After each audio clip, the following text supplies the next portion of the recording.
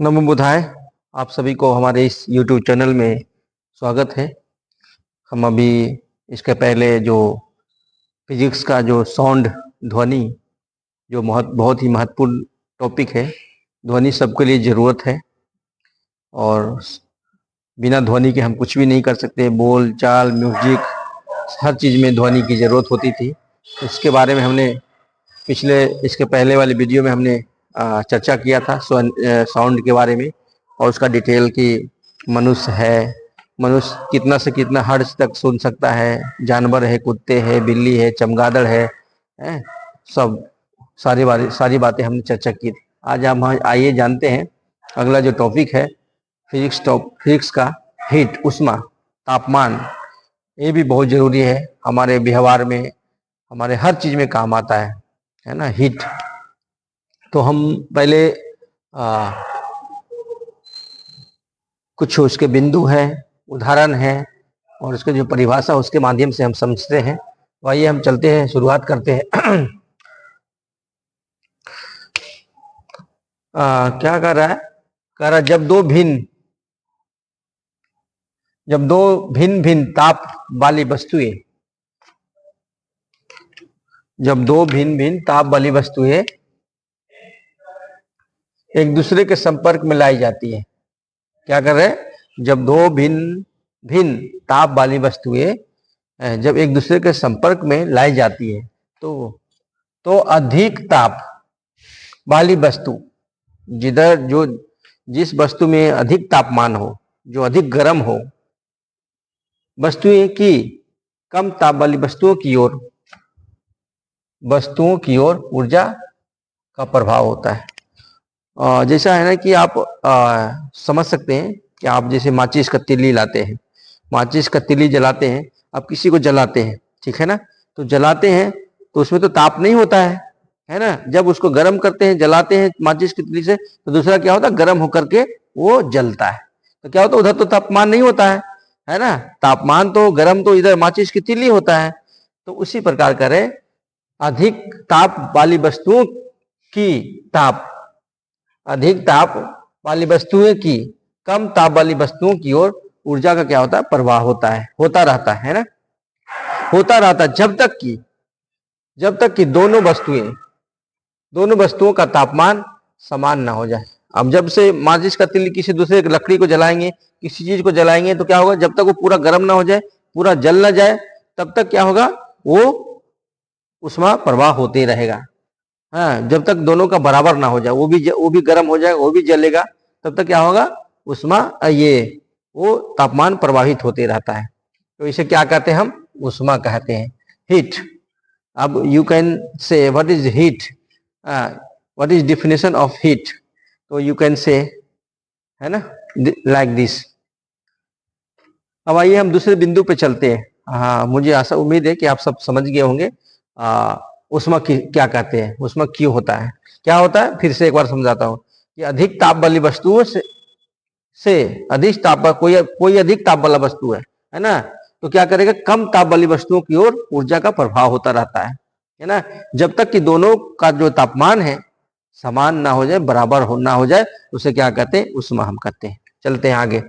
उष्मा हमेशा अधिक ताप वाली वस्तुओं से निम्न ताप वाली वस्तुओं की ओर स्थानांतरित होते रहता है ना। दूसरी बिंदु में हम समझते हैं, क्या कह रहा है, उष्मा क्या कह रहा है, अधिक, हमेशा, मतलब हमेशा, सदैव, क्या कहता है, यहां पे आप शब्दों पर ध्यान देंगे।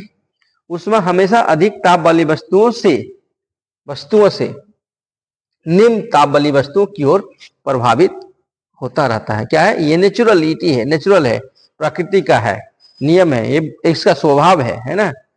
क्या कहता है, स्थानांतरित होता रहता है, मतलब ट्रांसफरेबल होते रहता है, ट्रांसफर्ड होते रहता है ना। दूसरे बिंदु को अभी आप समझ गए होंगे। अब आइए तीसरे बिंदु पे चलते हैं।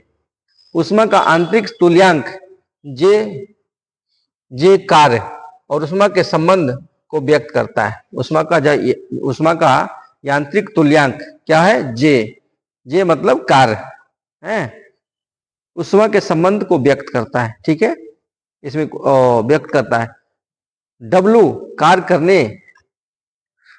क्या है, कार्य करने का, क्यू उष्मा उत्पन्न करता है, डब्ल्यू क्या है, कार्य करता है, क्यू क्या है, उष्मा उत्पन्न करता है।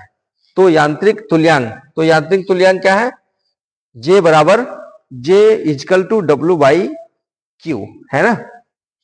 क्यू क्या है, उष्मा के संबंध को व्यक्त करता है ना। जे क्या है, कार्य को संबंध को व्यक्त करता है। तो यांत्रिक तुल्यांक क्या होगा, J equal to W by Q. W मतलब वर्ग, है ना, क्यू मतलब उष्मा। अब आइए अगले बिंदु पे चलते हैं। उष्मा के यांत्रिक तुल्यांक जे का मान, जे का मान कितना होता है, 4.184 जूल, है ना। Calorie, joule calorie. जैसे हम कोई भी व्यक्ति कार्य करते हैं तो उसके लिए क्या चाहिए, कैलोरी। जैसे हमारा एक मापा गया है कि एक ग्रामीण क्षेत्र में रहने वाले जो पुरुष है, महिला है, कितना उनको कैलोरी चाहिए, कम से कम 2000 जो है, 2000 जो है कि शहरों में रहने वाले, क्योंकि वो शहर में रहने वाले काम कम करते हैं, और जो जो गांव में रहते हैं किसान लोग हैं, उनको क्या कैलोरी की ज्यादा आवश्यकता होती है, कम से कम 2500 2600 के आसपास में। ये फिजिक्स में पढ़ेंगे, तेंदुलकर समिति है और बहुत सारे समिति है, उन्होंने अपना परिभाषा दिया है कि किस व्यक्ति को कितना कैलोरी की आवश्यकता होता है। क्या है, तो जूल, कार्य का मात्रक जूल होता है, कैलोरी है ना। कैलोरी हमारे शरीर को ऊर्जा प्रदान करता है, ताकत प्रदान करता है, क्षमता प्रदान करता है, जिसे हम कार्य करते हैं, है ना।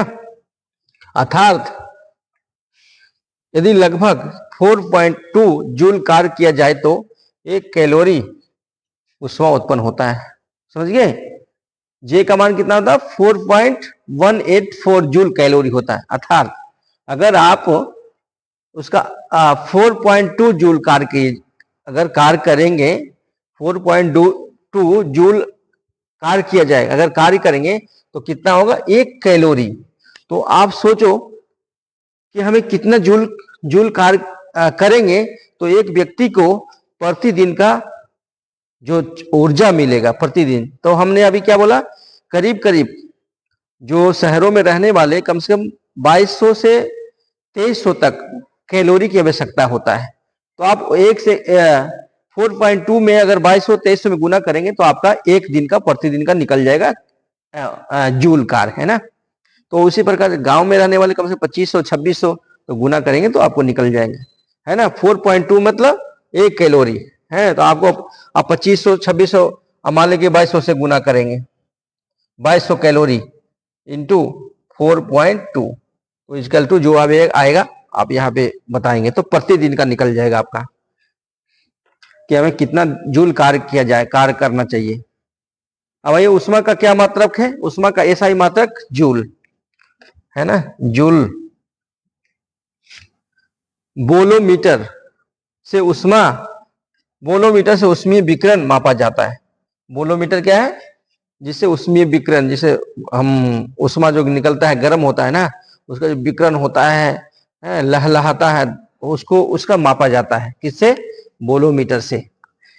उष्मा के अन्य मात्रक इस प्रकार हैं, और भी जो उष्मा के अन्य मात्रक है जिसे मापते हैं और भी है, इस प्रकार है। आइए हम जानते हैं। पहला है ए, कैलोरी।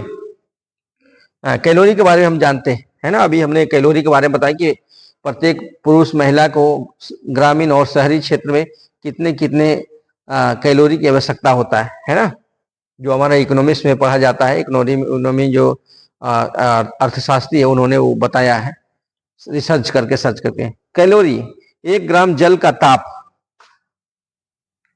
1 ग्राम जल का ताप 1 सेंटीग्रेड बढ़ाने के लिए आवश्यक उष्मा की मात्रा 1 कैलोरी होता है ना। क्या करे, एक ग्राम जल का ताप 1 सेंटीग्रेड बढ़ाने के लिए आवश्यक उष्मा की मात्रा 1 कैलोरी, है ना। 1 कैलोरी होता है, होती है। अब आइए हम बी पे चलते हैं।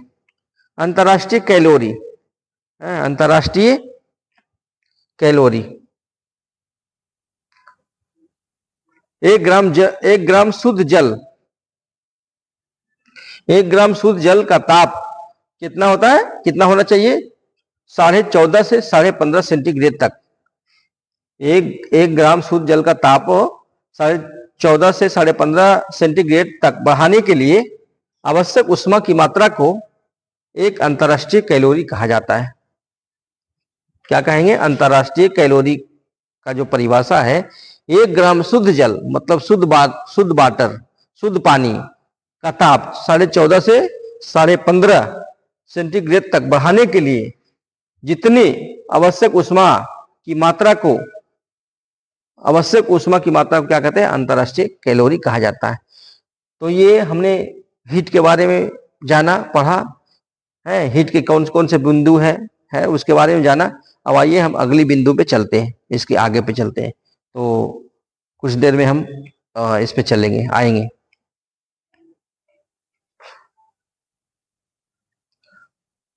अब आइए हम सी पे चलते हैं। अभी हमने ए बी के बारे में जाना है ना, अब आइए सी में चलते हैं। BTU, British thermal unit. अब इसको परिभाषा के माध्यम से समझते हैं। 1 पाउंड जल का ताप 1 फ़ारेनहाइट बढ़ाने के लिए आवश्यक ऊष्मा की मात्रा को क्या कहते हैं, BTU कहते हैं, है ना। क्या कहते हैं, 1 पाउंड, अगर 1 पाउंड आप जल लेंगे हैं, जल का ताप, उसको जब गर्म करने के लिए, तापमान बढ़ाने के लिए, 1 फ़ारेनहाइट बढ़ाने के लिए आवश्यक ऊष्मा की मात्रा को क्या कहते हैं, BTU। पाउंड जानते हैं, जैसे आपको केक बनते हैं तो पाउंड में मिलता है ना, जैसे पाउंड जैसे वो ब्रिटिश वाला, ब्रिटेन वाला पाउंड नहीं, वो पैसा डॉलर नहीं, ये होगा पाउंड में नापा जाता है। जल हो गया। आप जानते हैं होम्योपैथिक जब दवाई लेंगे तो उसमें पाउंड में ऑन्स बनाता है, 1 ऑन्स 2 ऑन्स, उसके बाद पाउंड में आता है ना, तो उसी को पाउंड, ठीक है ना। तो फिर आगे हम चलते हैं, इसके आगे।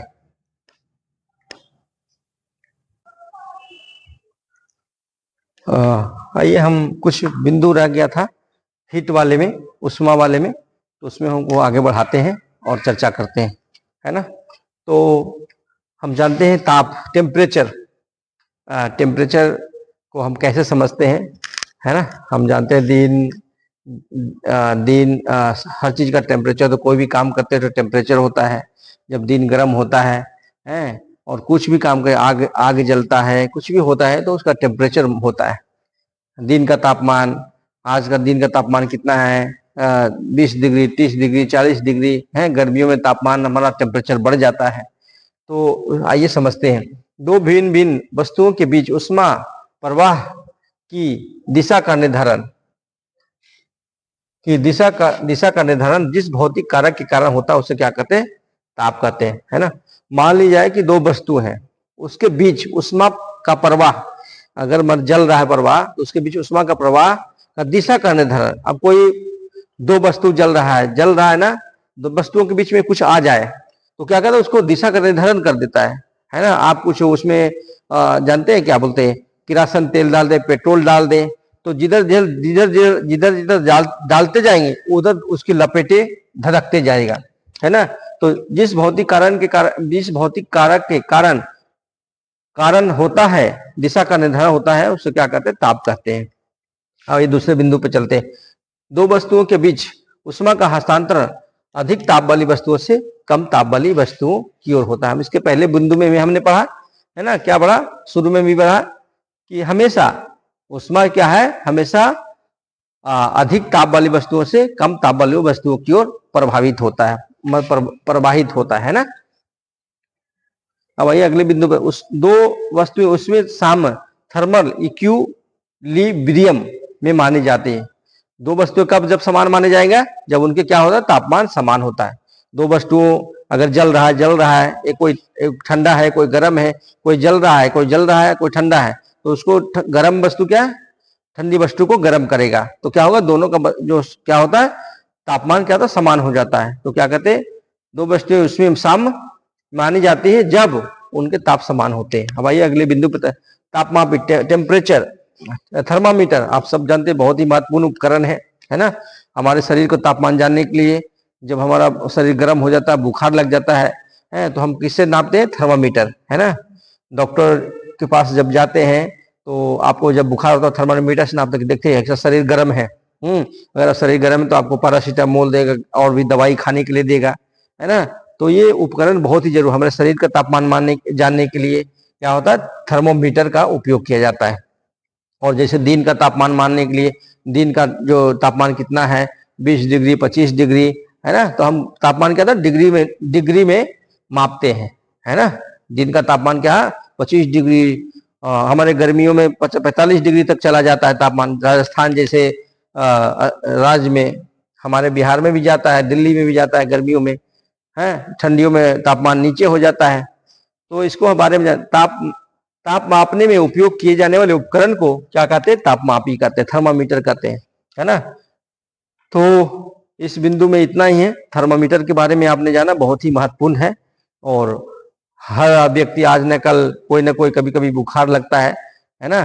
तो बुखार क्या होता है, 98 डिग्री जब आपका शरीर का जो तापमान है, फ़ारेनहाइट क्या है आपका, जो फ़ारेनहाइट में अगर नापे शरीर का तापमान तो क्या होता है, 98 डिग्री 98 फ़ारेनहाइट होता है। अगर मेरा शरीर का जो मिनिमम तापमान होता है, शरीर का मिनिमम क्या होता है, 37 डिग्री होता है, 37 डिग्री सेल्सियस होता है, 37 डिग्री सेल्सियस होता है ना।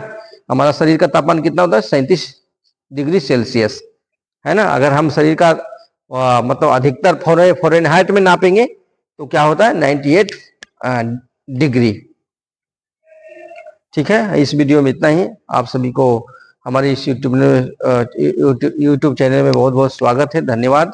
और इस वीडियो को लाइक करें, शेयर करें। अगर कहीं कमी रहेगा, कुछ मिस्टेक हो तो आप हमारे कमेंट बॉक्स में बताइए, हम उसको सुधार करेंगे। क्योंकि हमारा शुरुआत है, हम प्रैक्टिस कर रहे हैं, प्रैक्टिस मेक्स परफेक्ट। धीरे धीरे हम और इम्प्रूवमेंट लाएंगे। बहुत बहुत धन्यवाद।